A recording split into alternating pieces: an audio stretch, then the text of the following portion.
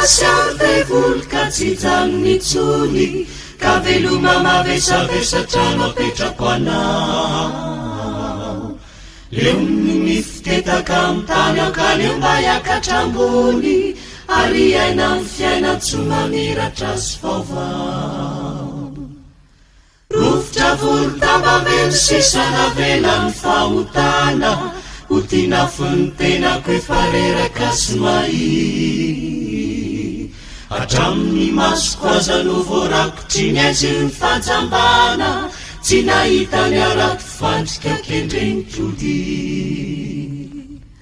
vorona taitra-masy ao tevolika tsy janonitsony ka veloma mavesavesatrano apetrako anao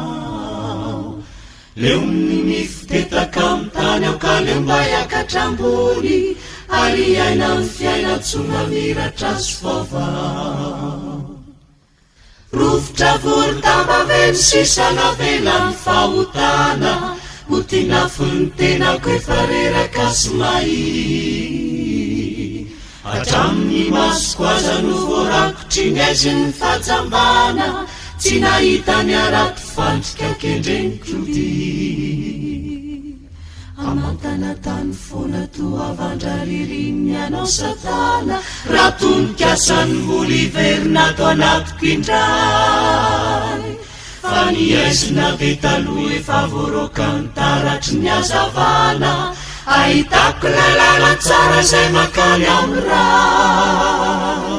azy jainao reny lambakoringalo sy felafaniandro ariva tsy te hierikanao itsony afefalesaty fay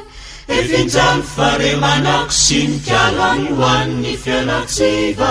miatso antso zay mbola tara rehetra ody am'zay jenao amin'indra fonao arazoko jesofy efa tonga saina